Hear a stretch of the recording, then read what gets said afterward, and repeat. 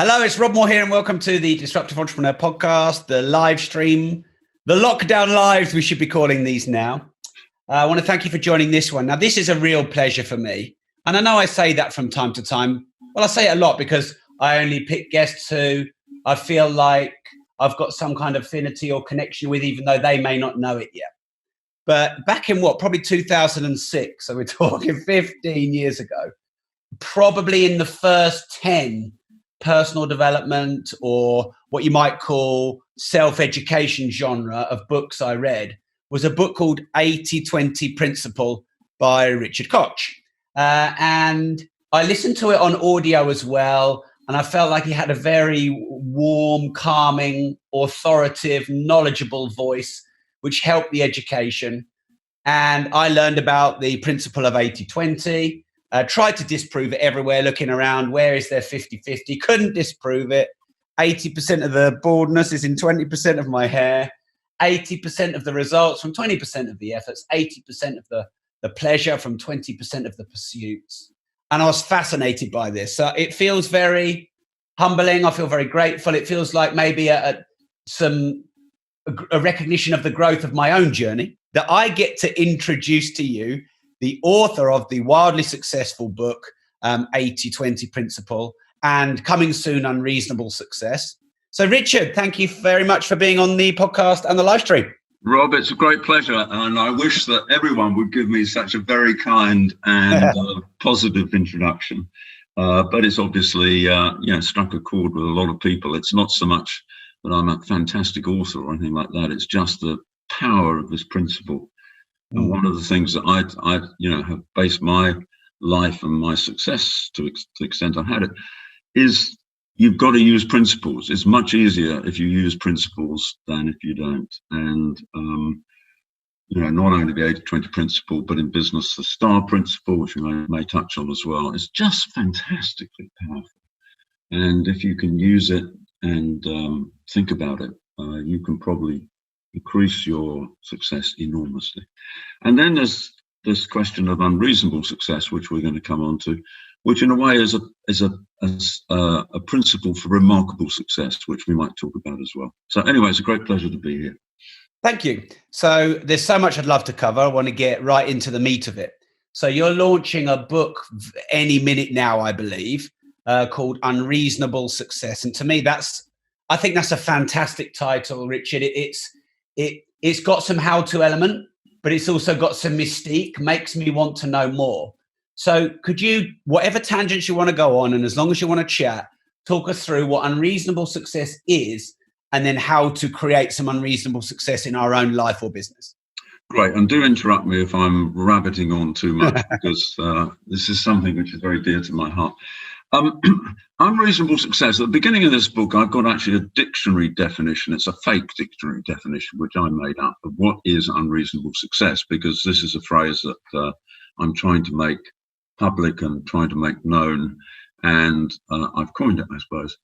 And unreasonable success, Rob, really has 4 components. And I'm speaking without notes here, so I hope I can remember the 4 components. But the first one, which you've already alluded to, is that it's such a degree of remarkable success that an individual has. And this is about individual success. It's not about corporate success or team success or any of those, very important things. It's about how people change the world. And so the first point is that it seems completely unreasonable. It certainly goes against a lot of the gestalt that there is politically and economically, that everything's a team effort and all the rest of it. Well, that's true, but it's also true that individuals occasionally can have remarkable success and change the world. But, and there is a big but here, the mystery, the mystique which you referred to, resides in the other 3 definitions of unreasonable success. And one of those is that it doesn't exactly seem right that the success these people have comes to them, because in many ways they are not as high performing, not even sometimes as competent, and not even as all-round skill oriented as many other people who are their peers. And these peers often fall by the wayside, or they're reasonably successful, but they're not unreasonably successful. And what is it that actually makes these people very, very, very successful?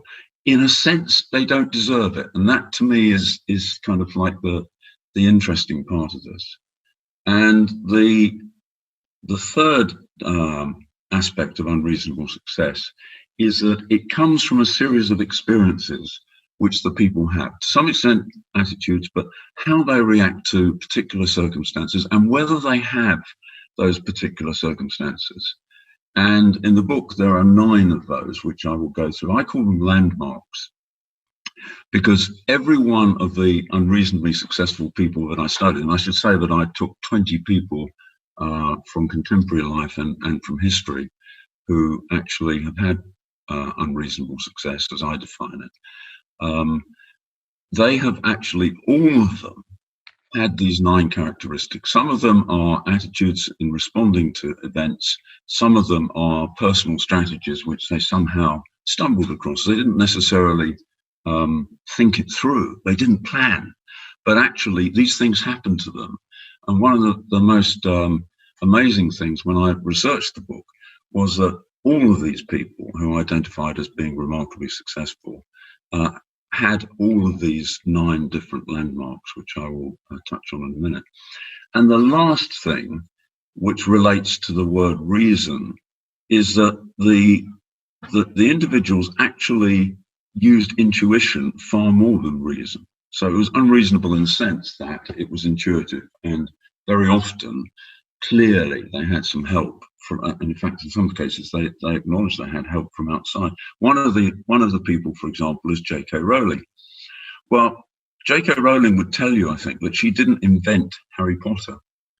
Harry Potter came to her when she was stuck on a train between Manchester and London, I think it was, for 4 hours. The train had stalled and broken down, and she had nothing to do. But suddenly, in her mind's eye, she saw this sort of scrawny individual. She didn't know his name. All she knew was that he was on a train and he was going to a school for wizards. That's bizarre, I mean, you're stuck there. And she saw the other characters who feature in the book as well. And she didn't have a pen, she didn't have paper, but when she got back to London, she wrote it all down furiously. It took her quite a while to actually write the first Harry Potter book. But it was almost as though that had come from outside her, an experience which many other famous composers and writers like Tchaikovsky and Mozart and Coleridge the poet and scientists and so forth have often said that they saw things in a dream or they came to them from the outside. Now, it's not necessarily true that everyone who's in the book had that kind of experience, but it is true that they all used their intuition. And intuition, as I'll come on and discuss perhaps, is not random. I mean, intuition follows certain rules, I think, which we can go through, which people may not be at all aware of, but nevertheless, it was important for them. So, let me just name some of the other people who are in the book. There's Winston Churchill, and he's very interesting because he was a failure through almost all of his life until Hitler came along and saved him. There's from the business world, Jeff Bezos, the originator, obviously, of Amazon, and Steve Jobs. And I've also got Bob Dylan in there, Madonna, for God's sake. Madonna's in the book. I'm not sure that she's necessarily like that, but she is. And then we have, perhaps more on the more spiritual side, we have Paul the Apostle, or Paul of Tarsus, as I call him, who also had the vision of the risen Christ on the way to Damascus, which transformed him. And we have Lenin is in there, and there are quite a few other people that I'll come on and talk about. Nelson Mandela is one of the particular heroes of the book, I suppose, who perhaps did deserve what happened to him. But anyway, those are the 20 people. And what I do is I give a very brief summary of what they did, in case people aren't aware of it. Otto von Bismarck, he's another one who's in the book, the most successful European statesman of the 19th century, who united Germany which used to be in the 1860s a combination of about 40 or 50 independent principalities and states. And very, very interesting man, because he followed one of the paths, which in fact is one of the themes of the book, which is a combination of iron determination and, in fact, complete dependence on events. He waited for events to play into his hands, and then he struck at the right moment. Yeah, I've probably rabbited on enough for the time being. That's all right, Richard. I'd love to come to those 9 principles in a moment. I just want to let people know why Richard's camera isn't on, because all you can see is my face nodding away. That's just because, Richard lives, you live in Portugal, is that right, Richard? That's right. I live in the countryside in Portugal, and unfortunately the internet here is not quite strong enough to support video. And if we videoed it, apart from the fact that I'm quite old and not as good looking as I used to be. But the reason is that we don't want to interrupt the transmission.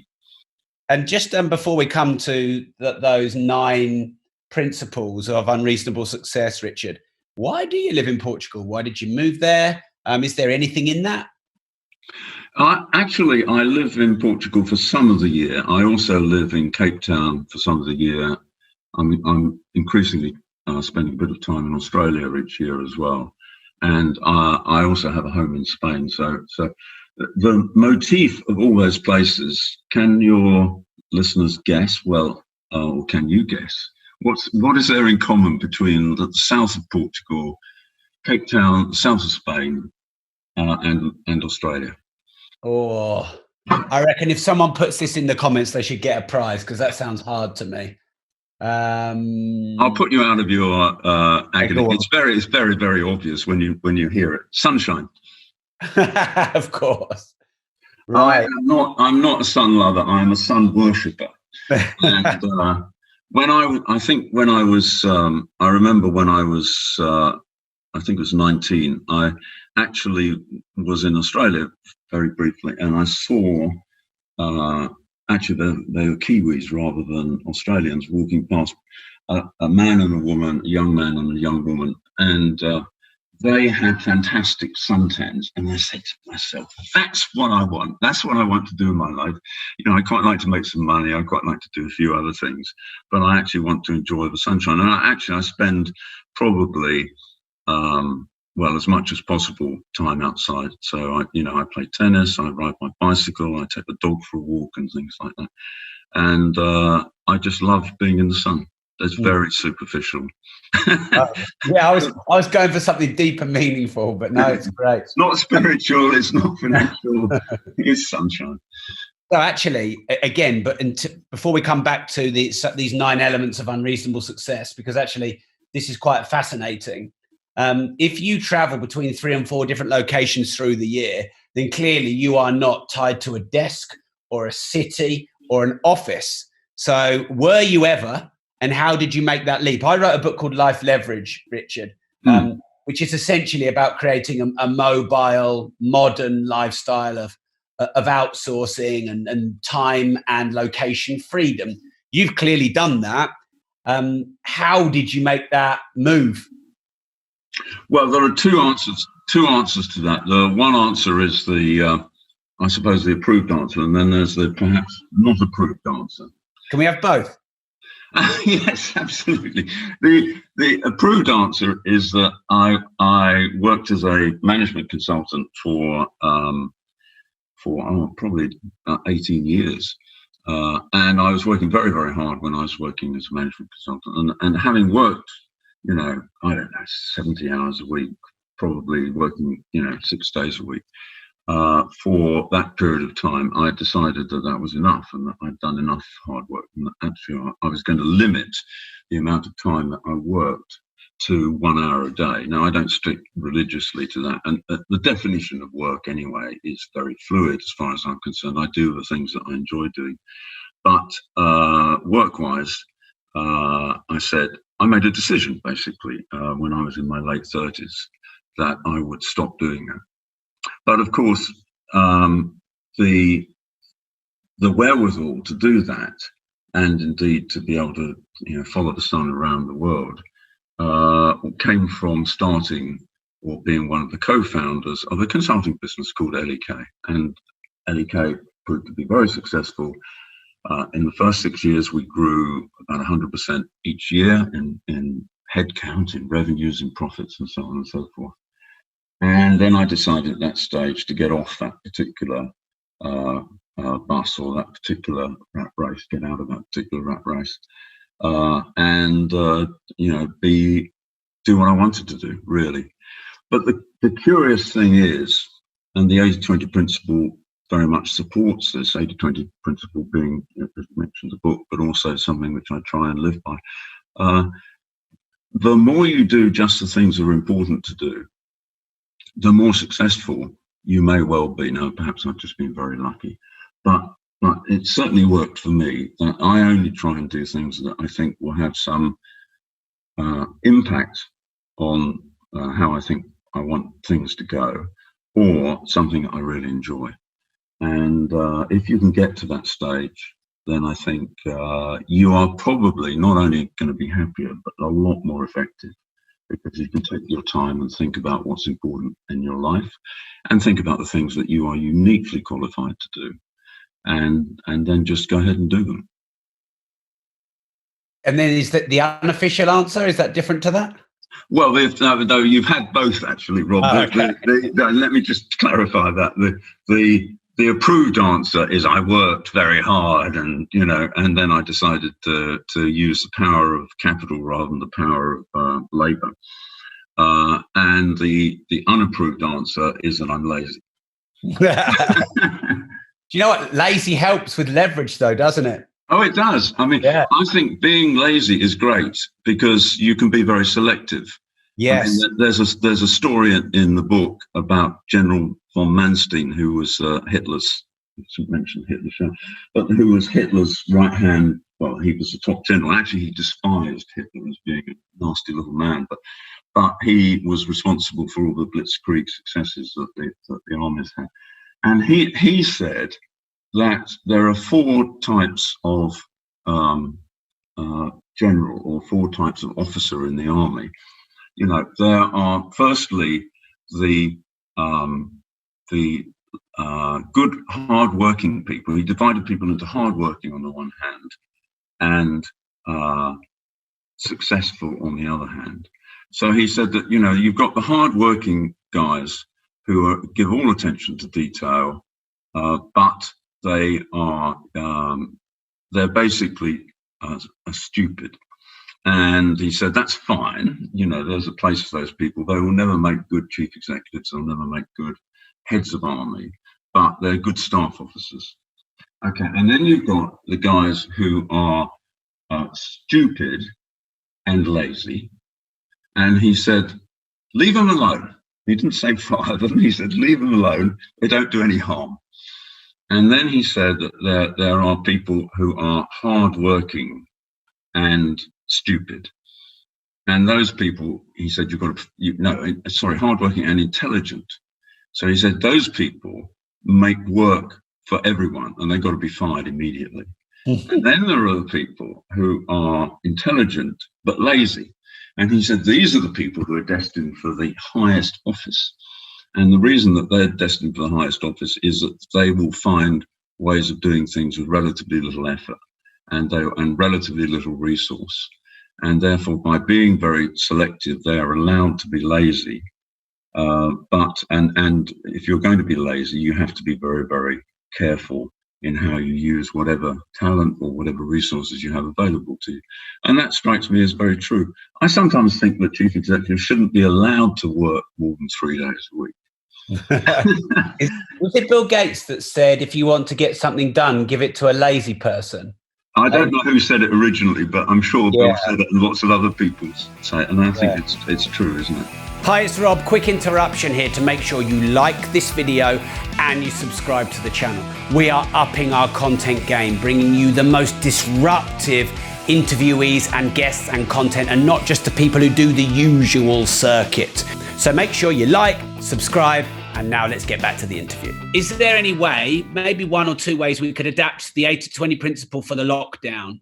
The modern view of 80-20 principle, so we can survive and thrive through this very unprecedented time. I think it's a big opportunity, actually. I mean, I think it's proved that the frenetic pace of life and having loads of meetings are not necessary. So if you just focus on the key things in your life and your work, then, what is it that makes you happy?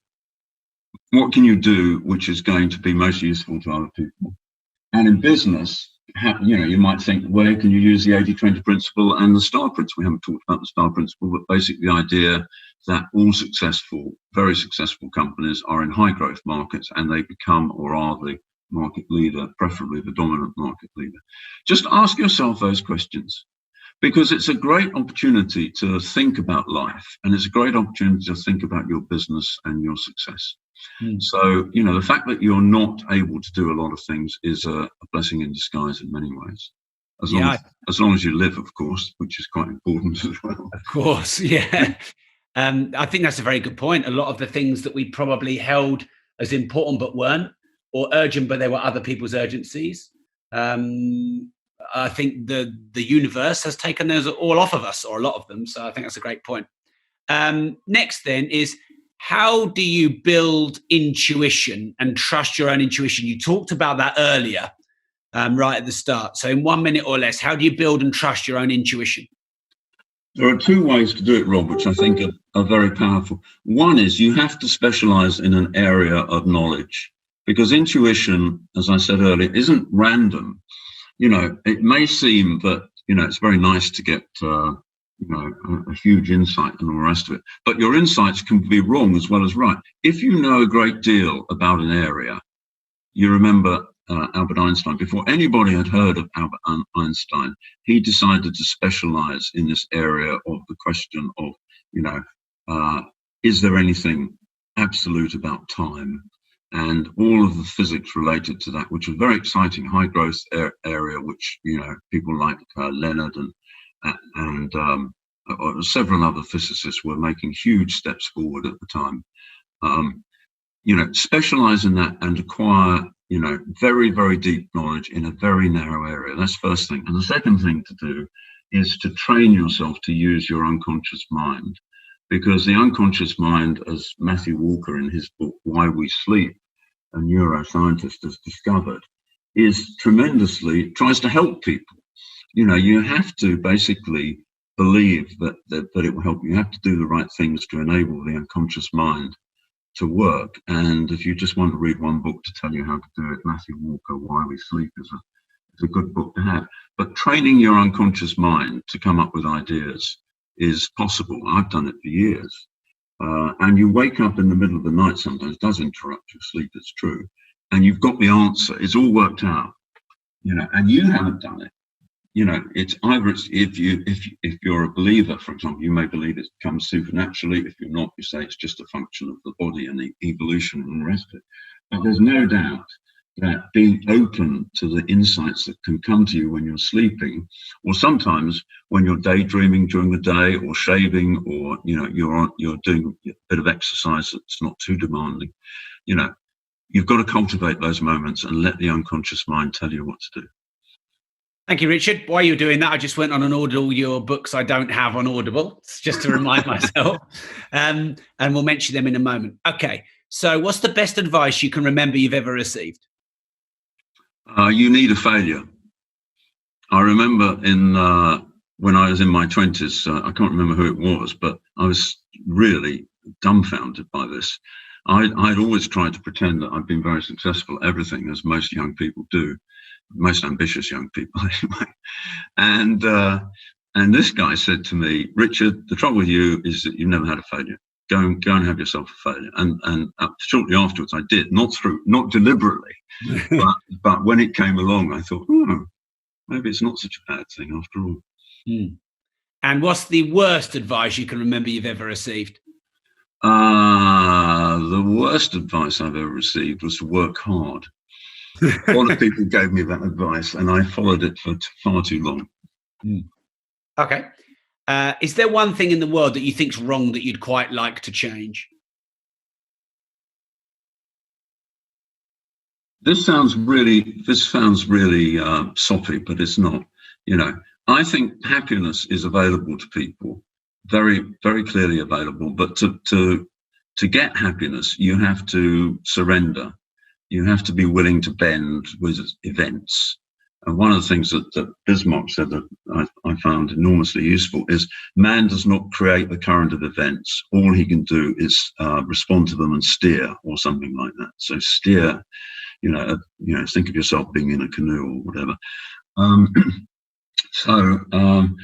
If you go with the flow and don't try and control things, and if you but are very receptive to opportunity that comes along, then I think you can be successful. But I think it's also in personal relationships as well. I mean, I don't want to preach this because I'm not particularly great myself, but it's very important that you don't over-exercise your ego, and that you are willing to surrender, to bend, and that's the way to be happy.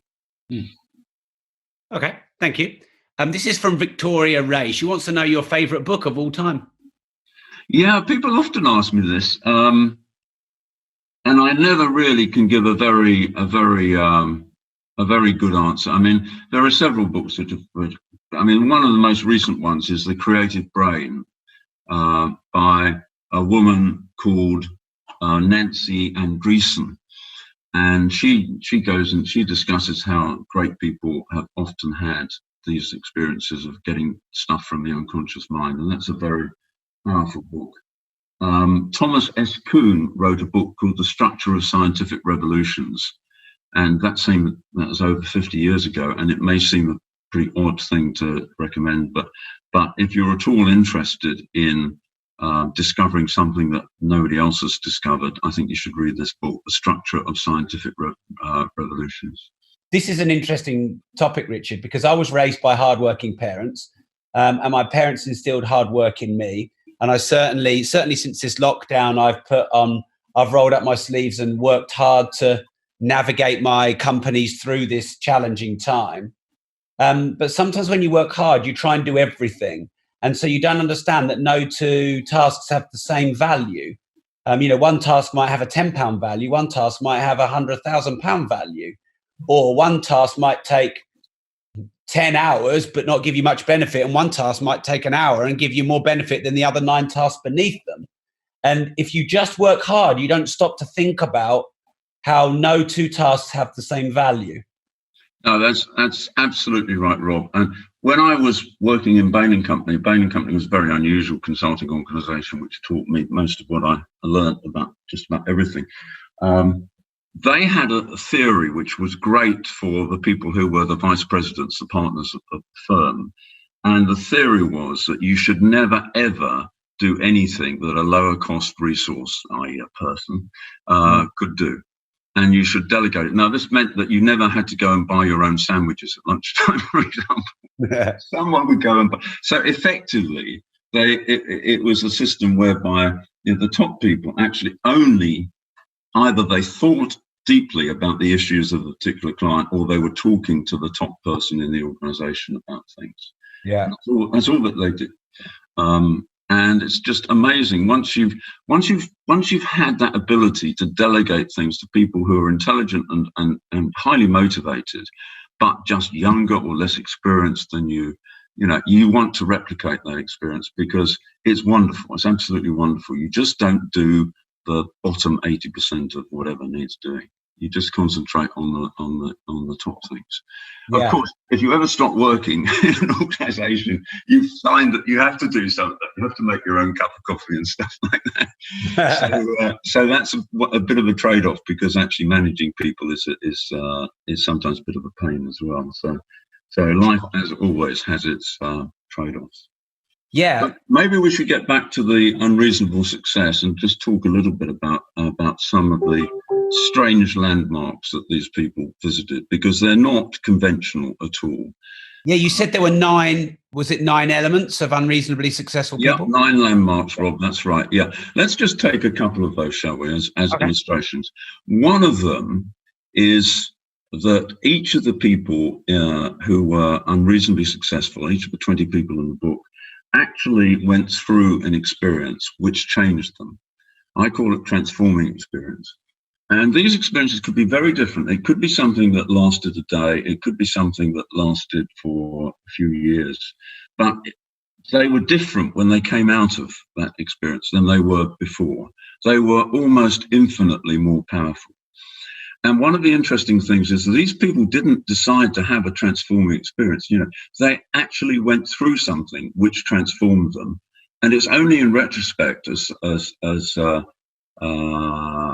was a Danish philosopher and theologian from the 19th century? He said something to things. We have to live life forward, but it only makes sense when you look backwards. His first name was Soren. What was the last name? Yeah, this is one for your listeners and the rest of it. But anyway, the point about the transforming experiences is that they were very, very different, but they had to have them. And so therefore, if you're listening to this, or if you're reading the book, or if you're just thinking about your own trajectory in life, one of the questions which I ask everyone is, have you had a transforming experience? Has there been an occasion in which, because you had this experience, you came out of it much more powerful than you went into it? And some of these experiences were very unpleasant, and it's quite interesting. I mean, let's just take a few examples. Lenin had a beloved elder brother who was a wonderful guy. Everybody loved him. And he was a couple of years older than Lenin when he was a kid. I think he was 18 or 19 years old when something happened which transformed Lenin's world when he was, I think, 16 or 17. And it was the hanging of this elder brother, because unbeknown to the whole family, Lenin's family, they had in their midst a terrorist. And this beloved elder brother, who everyone thought was wonderful, and indeed he was wonderful, was plotting to murder Tsar Nicholas Alexander III. Yeah.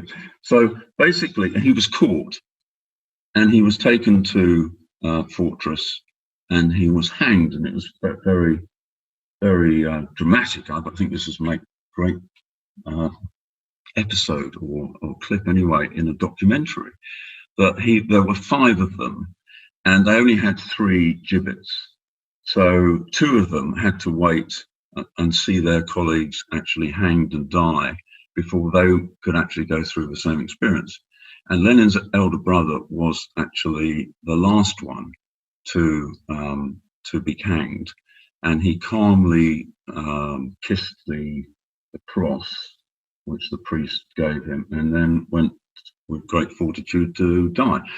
Lenin was totally transformed from that experience. From being an industrious student, he became a revolutionary, or secret revolutionary anyway, almost overnight. And if it had not been for that experience, he would not have been fueled by hatred of the Tsars and their hangers-on.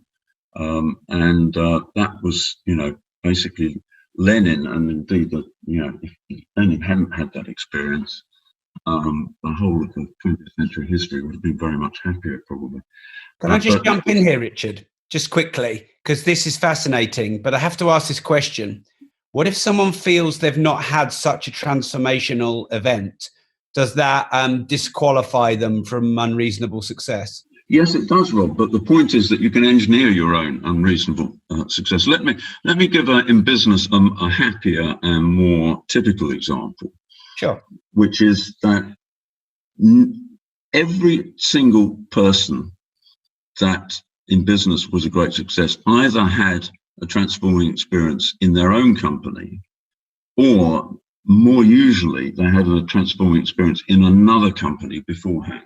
And this happened to me. I mentioned Bain & Company earlier, and indeed the Boston Consulting Group was very important to me in preparing me for what I did. But Jeff Bezos, richest man in the world. Okay. So he invented Amazon, right? Everybody knows he invented Amazon. And that's been a huge success. His formula is wonderful, unbeatable prices, great customer service, and all that stuff. Now, not many people realize that Bezos actually worked for a company before he worked for before he founded, rather, Amazon. And this was a company called D.E. Shaw and Company, which was a quantitative investment house, alternative investment house, run by a professor of finance called David Shaw. He set up the company about 1990, and Bezos joined the company, I think, 1992 or something like that. And Bezos at the time was 26 years old. He was disgusted with working on Wall Street. He hated the characters there with their pink shirts and their suits and their superior attitudes and all the rest of it. He hated the idea that the only important thing in life was making money. He hated the idea that you screwed everyone in order to make a buck and all the rest of it.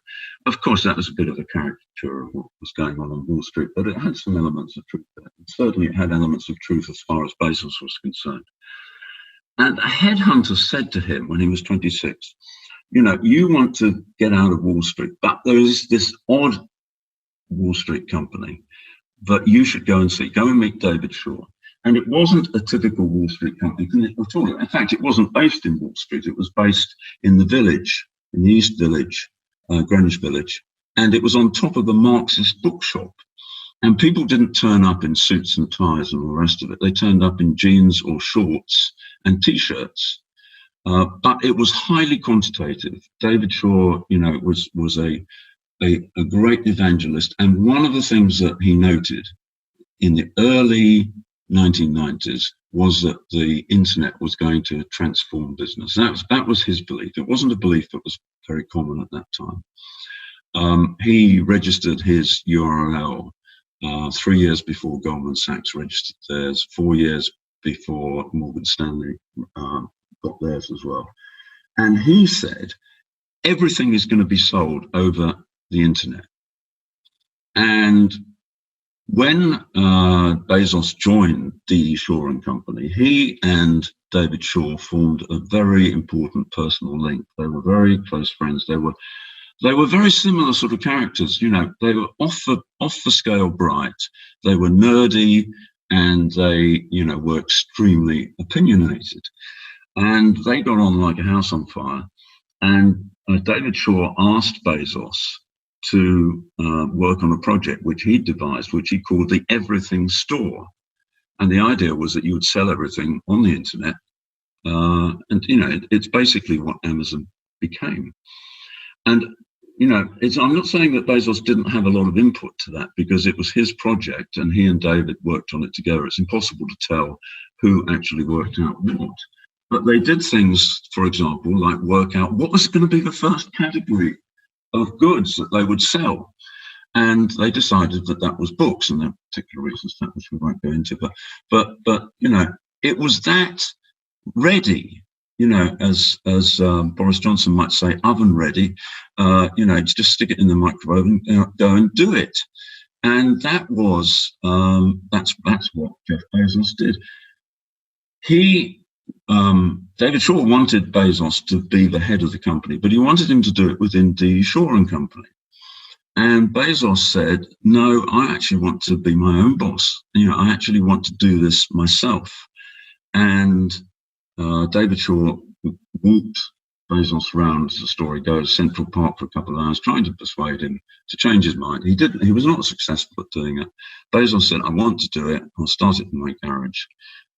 And David Shaw, quite remarkably and very, very generously, said, okay, go and do it.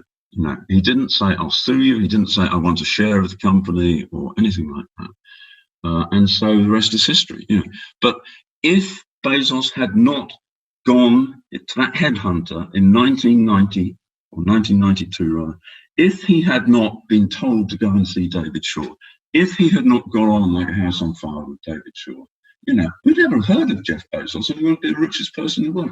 It was a transforming experience for him.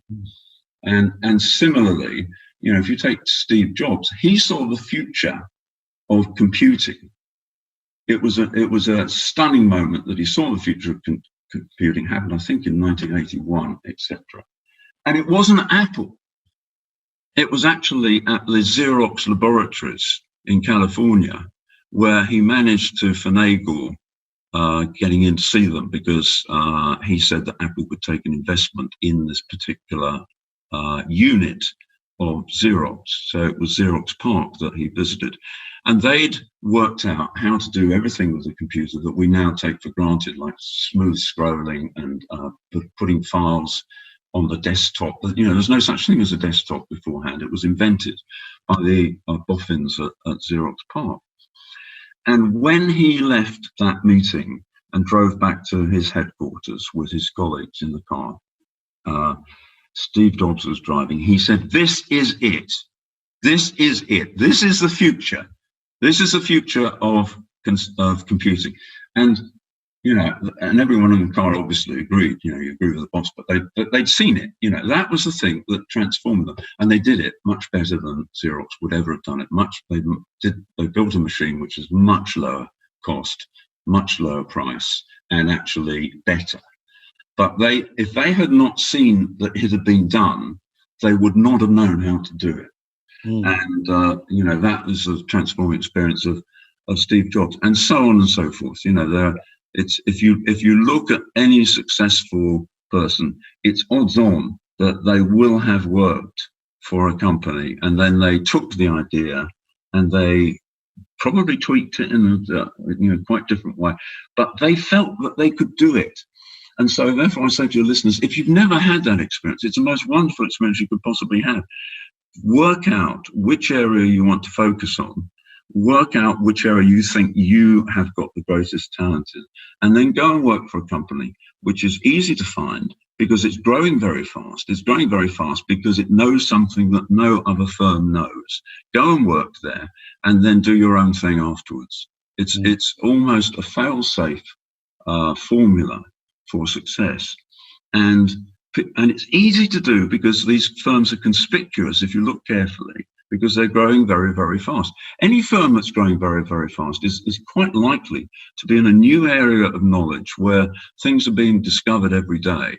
And it's quite likely to be very successful because you don't grow fast without money, and people who've got money don't give it to firms just for the hell of it. So it's easy to do.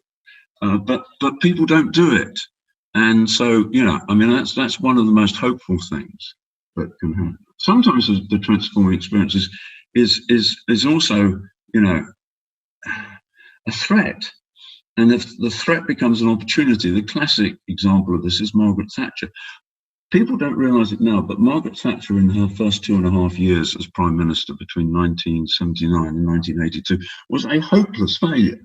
A hopeless failure. She was a great fan of Winston Churchill, which is funny because he was a great failure through most of his career as well.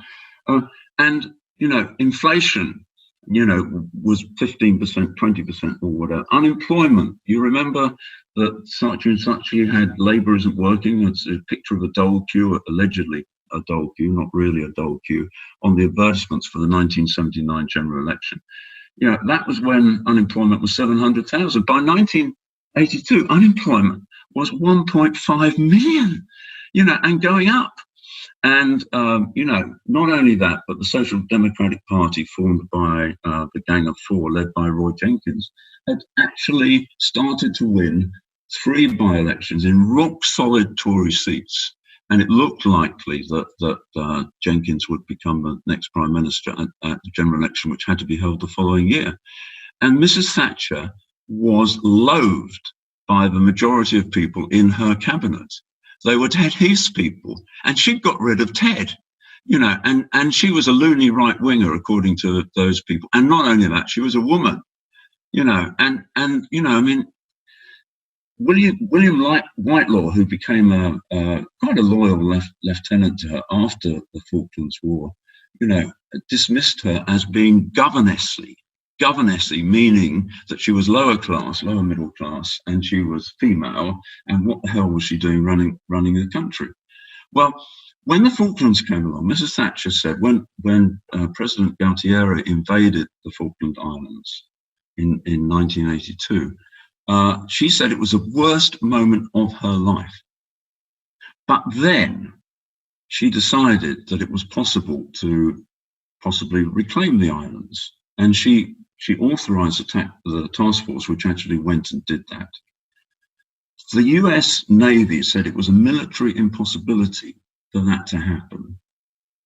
even her dear friend Ronald Reagan, tried to persuade her to accept that this has happened and there was nothing you could do. And anyway, it was only a couple of thousand people.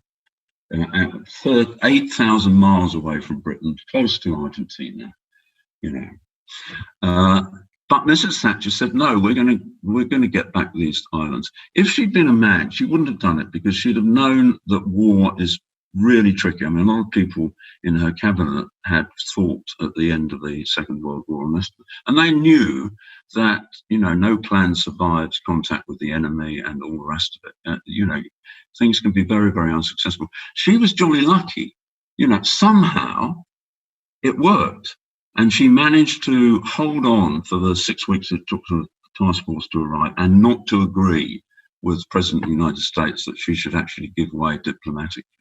Once the Falklands had been reclaimed, through her bravery and the bravery of the people who did it, obviously, the British troops, she was totally transformed, and her position was impregnable.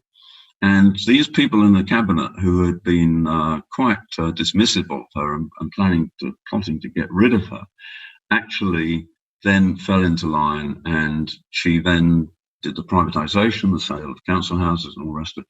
It's true that the transforming experience had its bad side as well, because it made her very arrogant. And in the end, she thought the poll tax was a new example of where everyone else was wrong and she was right. Well, it didn't prove to be the case. But she would not have had the impact on Britain that she did, good and bad, in the middle and late 1980s, if she had not had that transforming experience. The Falklands. If Falklands had not happened, she'd have been thrown out of office either by her colleagues before the election or by the electorate in 1983. So another example of something that happens to people. The theme in this is that they become, one way or another, very powerful, either because they know what to do and they see an opportunity that no one else does, or because they've had this experience which convinces them that they're Superman or Superwoman and all the rest of it, which is always a delusion, but it's an incredibly useful and powerful delusion.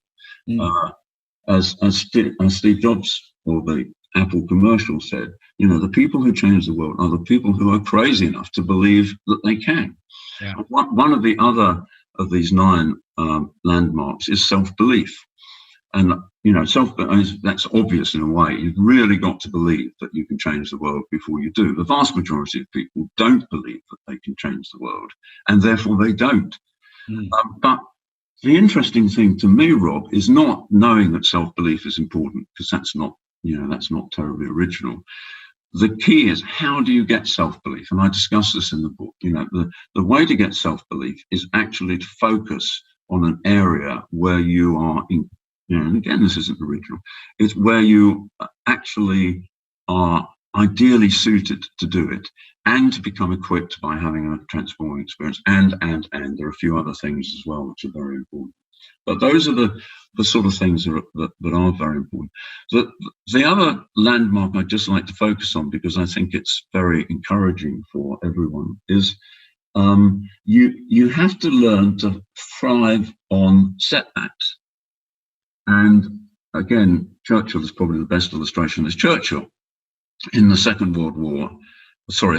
World War, had 2 terrible strategic failures, which caused the deaths of a large number of British troops. One was when he took an untrained army to try and stop the Germans from taking Antwerp, and therefore then taking all the other ports along the North Sea in France and Belgium. And that was a complete failure. He was previously the head of the Navy, and he had to resign as a result of the fiasco. It took 5 days for the Germans to defeat this army, which in effect was Churchill's private army, which he cobbled up. And then in 1917, there was the incident called Gallipoli, or the Dardanelles, which was quite a creative idea to get rid of what Churchill said was chewing barbed wire on the Western Front. and to go into Turkey and that part of the country, and then basically work your way westward from there.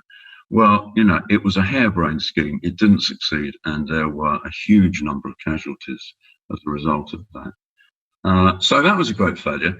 In the general strike of 1926, he basically provoked the miners into a strike, which was a tremendously negative experience for the economy.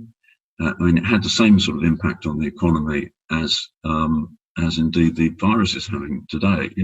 GDP went down a huge amount.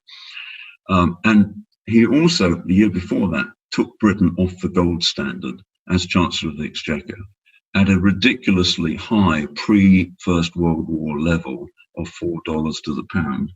And that was a disaster. In the 1930s, he resisted a measure of, quite a mild measure of self-government for India. He had a 7-year campaign against this thing. He thought Gandhi wasn't as bad as Hitler, but he was getting on that way. I mean, it was ridiculous. He was isolated. He was drinking heavily, even by his liberal standards. I do like, though, his aphorism, which I've taken more out of alcohol than it has taken out of me, which was probably true. But nevertheless, he was in a bad way, washed up, isolated. No one thought that he was fit for high office. But he actually got one thing right, which was the belief that Hitler was a menace to the world. He came up with that belief in 1932, before Hitler had managed to work his way into the Chancellor's office. And, basically, he kept saying, we cannot allow Germany to rearm.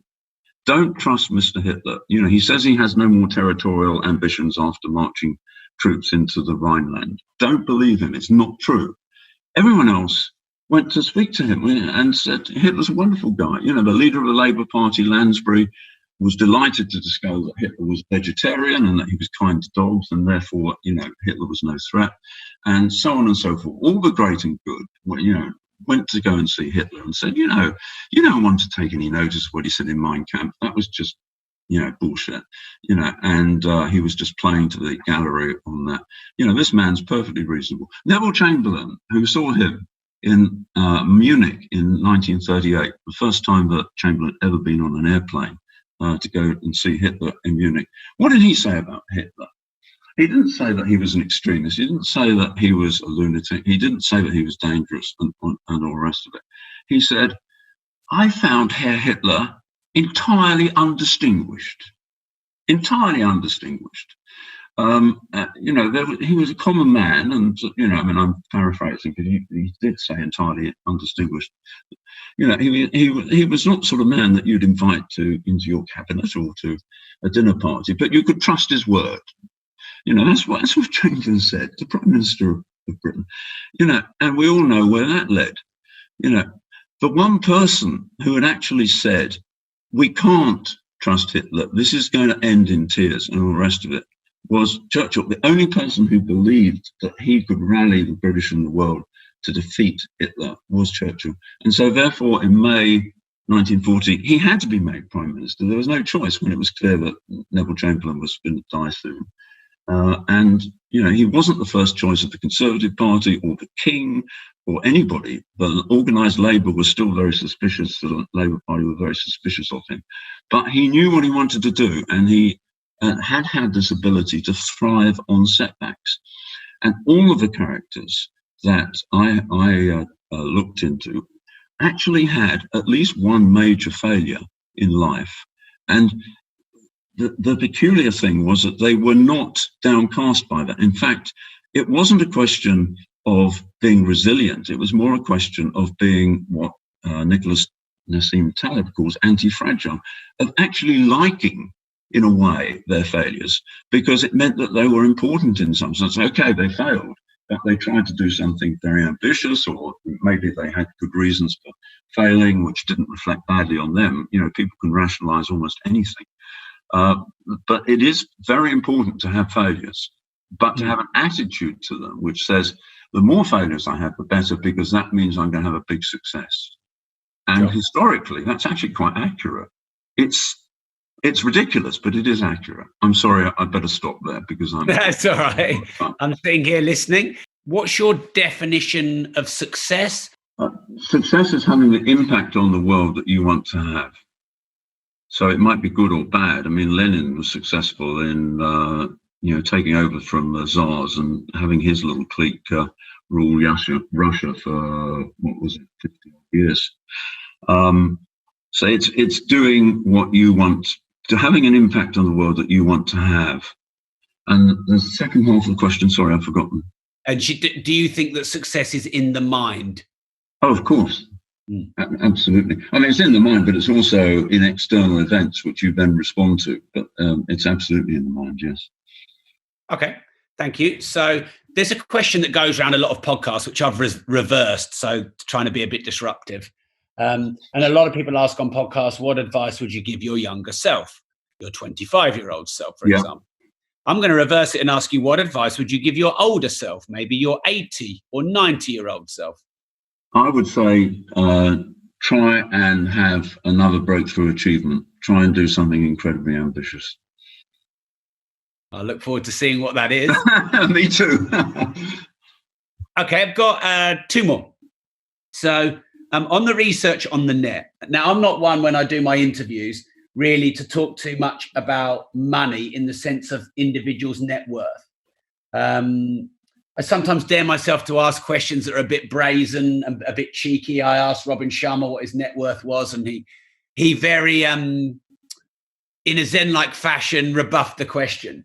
But if you research online, there's a lot to say you're worth 100 million. And there's a lot to say you've done some quite big investments in some quite big companies. I just would like you to just share for a minute, is that true? And do you invest? And is money important to you? The Sunday Times Rich List last year said that I had net worth of £445 million, I think. Right. And that put me ridiculously high in the UK. Not that I'm really in the UK, but anyway, it put me at number 300 or something like that, above the Queen, which I thought was very funny. And obviously, it's not true. She's far wealthier than I am. I got that one wrong. But yes, money is quite important. Actually, I think it's too important to me, but I can't help it. I mean, when I was 9 years old, a rather imperious friend of mine, an auntie of mine, asked me, "What do you want to do when you grow up?" And I said, "I want to be a millionaire." And she tutted and said, "That's ridiculous. You'll never become a millionaire. And anyway, it's not a job. Now, what job do you want?" And I didn't really want to become a millionaire. It's just the first thing I blurted out when this woman, Miss Gates was her name, asked me the question. But it sort of focused me in a way of making money. And I think it's a great game. I love the game. I love board games. And I used to like Monopoly until you worked out how boring it was. Actually, all you needed to do was get Park Lane and Mayfair, and then you quit. But I do like games, and I do like money. I mean, as a game, I don't actually spend a lot of money. Of course, I have quite a nice lifestyle, and I have houses, but I don't drive a fancy car. I'm not. I don't go to expensive restaurants. I'm quite mean in many ways. So yeah, money's important, but only for those reasons. And if the Sunday Times came out this year, I hope that I would be higher than I was before. And how have you made your money over the years, Richard? What will be the main areas? Investing in star businesses. Yeah. In the start came with Filofax, which we made into another star business. In 2001, I made an investment in a company called Betfair, which was the first betting exchange, and that made me about £80 million in one single investment. There have been two investments I've made since then, which have carried me to whatever level I am now. But who knows? Because those companies have not yet been sold. So a profit until it's turned into cash is you can write numbers down on a piece of paper, but I'm very optimistic about those companies. One of them is doing exceptionally well at this moment in time, and growing incredibly fast. So I'm hopeful, but If it all collapsed, I wouldn't worry too much, but I would have lost the game. This podcast is called The Disruptive Entrepreneur, and I was really excited. I want to thank Oz Khan because he connected us together. What does that word disruptive mean to you? Doing things differently. What does it mean to you? What does it mean to me? It means challenging the normal. Yeah. It means trying to find the way where you can have like a multiplier effect. Yeah. It means to challenge yourself to not stay comfortable. Yeah. It means to improve and innovate, because sometimes people are disruptive for the sake of it, just to make a noise and a nuisance. And I'm not sure that that's necessary. Definitely to be different, to think different. I remember reading 80-20 principle, which probably, Richard, you're probably part of what's created. You're part of the seed of what's created my journey, because I think you explaining the 80-20 principle got me to think about the multiplier of the one most important thing, which maybe negates the other 9 or 10 things that are trying to interrupt your day. Yeah. Well, I like disruptive. I think disruptive entrepreneur is another great phrase, alongside, of course, unreasonable success. Yes. Yes. And on that final note, Richard, I'd love, I've just bought the books of yours I don't have. So I've just bought Star Principle on Audible. I'm looking forward to Unreasonable Success. So where can we follow you? And what piece of work or two do you think we should start with of yours? I think if you haven't read the 80-20 principle, it's still a great one to start with. I would say the Star Principle is if you're interested in making money anyway, the Star Principle is the next one. If you're interested in being outstandingly successful, then buy Unreasonable Success, which is coming out on the 13th of August, both in America and everywhere else in the world. So yeah. And please follow me on Twitter. I am at Richard Koch 8020, and that's Koch. That's Koch, Richard Koch. Yes, but 8020 as the numerals after my name, and the website is richardkoch.net. I couldn't get the .com; it was too expensive. Mine's rich list 445 million. No, I'm very mean, as I said. I don't actually. If you go to my website, you'll see videos of me and all the rest. I think it's quite useful, but it's a terrible website. And technically, I need someone to do it. But you see, I don't try and monetize all that sort of stuff. So maybe I should get someone to do that for me. But in some ways, I want people to go to the website because they want to learn about me, rather than because they want a great sort of smooth running experience. That's my rationalization of having a not very friendly website. But anyway, persevere with it. Richard, it's been a pleasure. Really grateful that you invested an hour and 10 minutes of your time, and I want to say a big thank you. Thank you, Rob. This is a great interview. Thank you. And thank you to all of your listeners and to the people who asked the questions. Thank you. Have a good day.